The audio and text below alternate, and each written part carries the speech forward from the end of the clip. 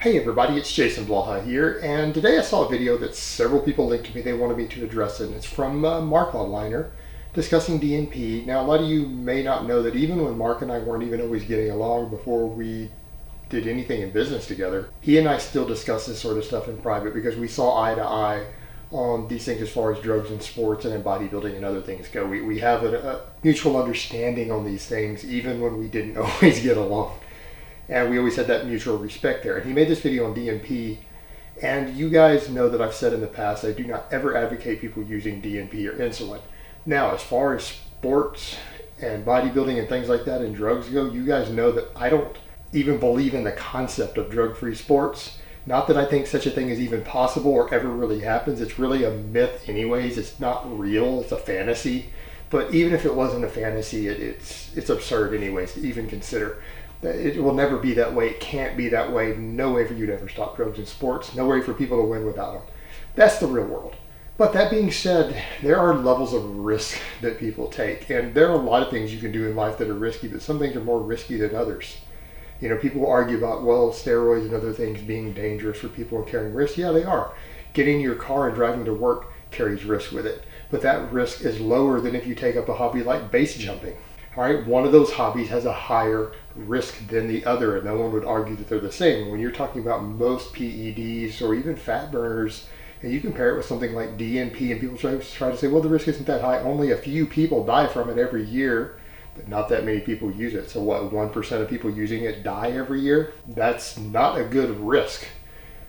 And the whole thing is that all people are doing is allowing them to eat a couple thousand extra calories a day. And I know a few guys who use it. I don't know anyone who competes in anything physique related. Maybe one guy I've met who uses it.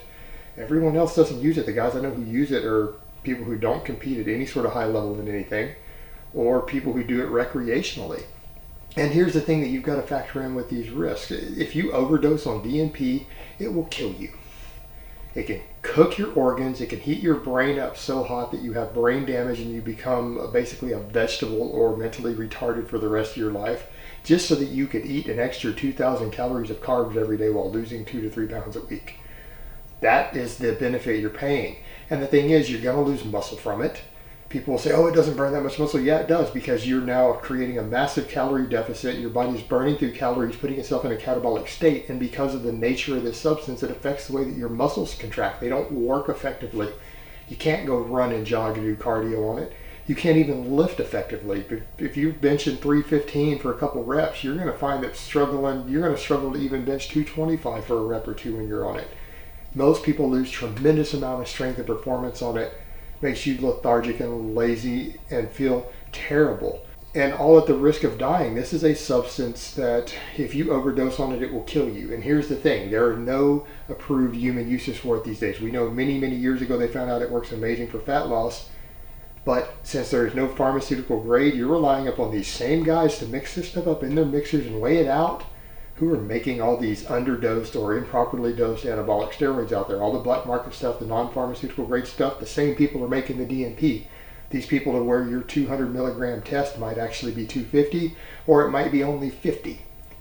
You have no way to know, and even with the same manufacturer, it changes from time to time. So when you're dealing with DNP, you're dealing with the same thing, and because they're using mixers, these people aren't pharmacists.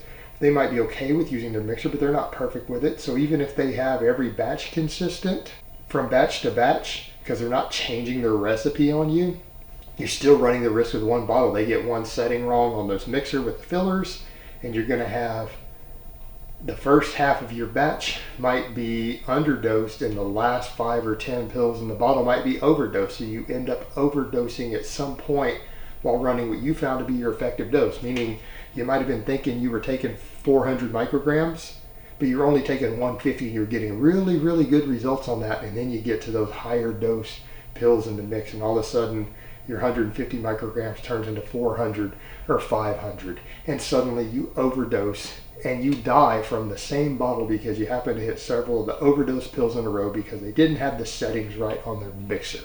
Or even worse, they get their batches inconsistent. You start finding you get your results on one batch, you go get another batch and it's dosed 40 or 50% higher, you overdose and kill yourself. DNP is for people who are too lazy to do any diet or cardio. And even if someone wants to add things, there are far, far safer compounds that people can add in to help boost through a fat loss stall. And I'm sorry, but people have accused me on the internet repeatedly of being one of the most lazy and unmotivated people with my diet in all of YouTube.